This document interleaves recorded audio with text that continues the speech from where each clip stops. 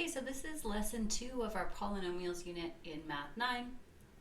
Today we're going to be adding and subtracting polynomials together. We have to start with this very important term, like terms, because when we're adding and subtracting polynomials, we're only going to be able to add and subtract the like terms, so we have to understand what that means. So like terms are terms that have the same set with the same variables and exponents. I'm just going to give you a couple of examples.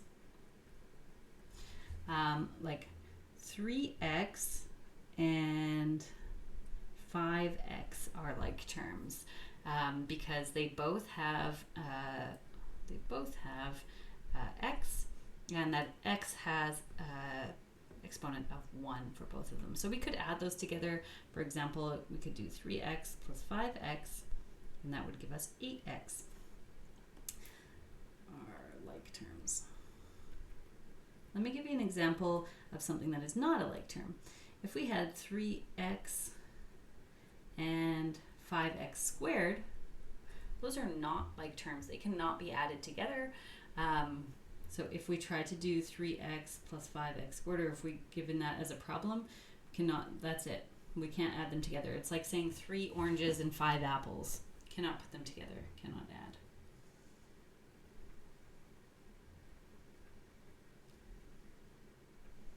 So because this x has an exponent of 1 and this one has an exponent of 2, they are not like terms. We're going to see with pictures in a second really why those are not like terms. 3x and 5x squared are not like terms. So when we're thinking of whether something is a like term or not, the algebra tiles really help to see that. Basically, if they're the same size of algebra tile, then they're going to be like terms. So let's say I wanted to add these two polynomials together. I've got 3x squared minus 2, which I have represented here. I have 3 x's and then 2 negative 1 tiles. And then I have 2x plus 5, so I have 2x tiles and then 5 1 tiles. Okay, so let's add the x's together first. We can see that this and this, they are like terms. They're the same shape and size. So we can add those together. So we have 5 altogether. And these are also like terms, the little 1 tiles and the negative 1 tiles. They are like terms and they can be added together. When we're adding positives and negatives, essentially one negative 1 will cancel out one positive 1. A negative 1 will cancel out a positive 1. They're called zero pairs. So in the end, I've got 3 1s remaining. So that's my final answer. I'm left with 5 x tiles and 3 positive 1 tiles. Okay, let's do another one. Here we have x squared minus 4. Let me represent my x squared with I'll do pink. Okay, so there's my x squared tile. And then over here I've got 3 x squared tiles. So all together we can see they're the same size and shape. So I can add those together to make 4.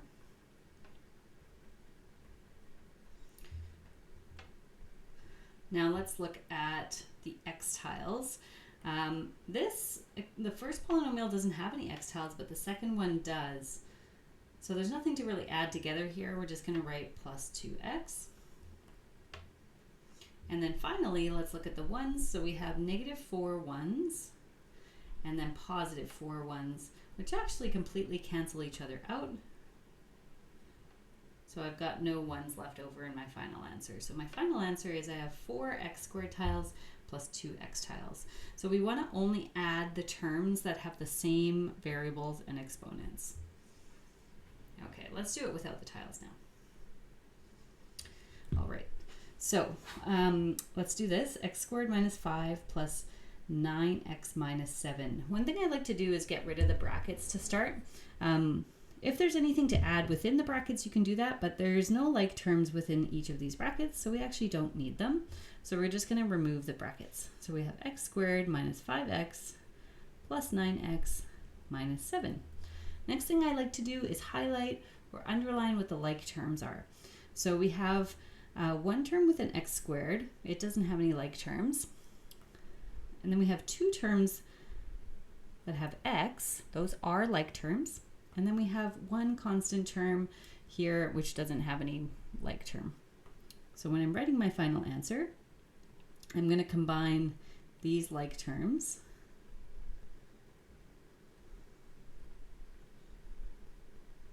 So negative 5 plus 9 is positive 4. So I've combined those yellow terms together, and then I'm just going to write the other ones. Okay, so you want to combine any terms that are of the same type together, and then you leave the other ones. Okay, let's try one more. You could pause the video here and try this one yourself. First step, what I like to do is just remove the brackets because there are no like terms inside the brackets, so we actually don't need them. Then the next thing I like to do, if there's a lot of terms, especially the first few times you do this, is I like to just rearrange it because you can add and subtract in any order. So it's nice to just rearrange it so that all the like terms are together. So I'm going to write these two so that they're right next to each other because they're going to be like terms. And then I'm going to write negative x plus 8x. I'm going to write these ones so they're next to each other. You don't have to do this step, it's optional, but especially the first few times through, it's nice to do it this way, just so you can really visualize how everything is combining together. Okay, and now we're going to add these like terms together. So 2x squared plus 1x squared would be 3x squared. Remember, there is a 1 that is in front of that x squared, we just don't write it down. And then the yellow ones are going to be negative 1x plus 8x is positive 7x. And then finally, blue ones, positive 6 minus 10 is negative 4. So that's our final answer. And again, that second step is optional, but really great if it's your first time through. Okay, let's practice subtracting. The key with subtracting, the key to understand this is subtracting is the opposite of adding. So we're going to be adding the opposite sign of each term. So when I remove this bracket, I have to take the opposite sign of these things. I have to apply this negative sign to everything in this bracket. So let me show you what I mean by that. So I'm going to take away the first bracket. And then when I take away the second bracket, I'm going to have negative 3x and then negative 4, so positive 4. So you basically flip the signs because we're doing the opposite of adding. So I'm going to have wrong sign. I'm going to have negative 3x, positive 4. Okay, let's do what we did before and rearrange it. Oh, sorry, I wrote 6x. Rearrange it so that the like terms are together. So we've got these two terms with x and these two terms with the numbers. Again, this step is optional, but nice for visualizing the first few times through. Now I'm going to combine the yellows together because they're like terms, and I'm going to combine the blues together. So my final answer is going to be 2x plus 10. Once you get comfortable, you can do these in one single step, but nice to do a few steps the first few times through. Okay, next one.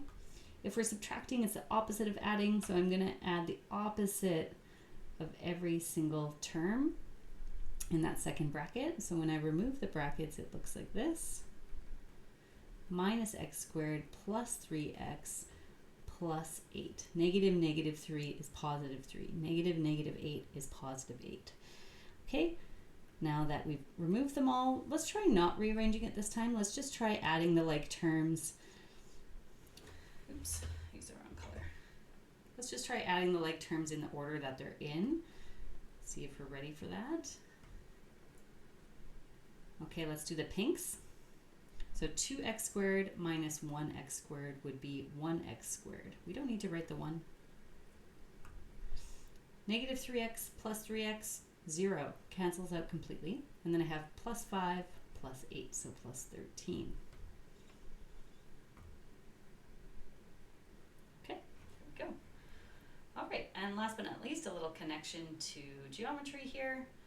Sometimes we're going to be given shapes where we don't know like some of the lengths, and we can represent those with a variable.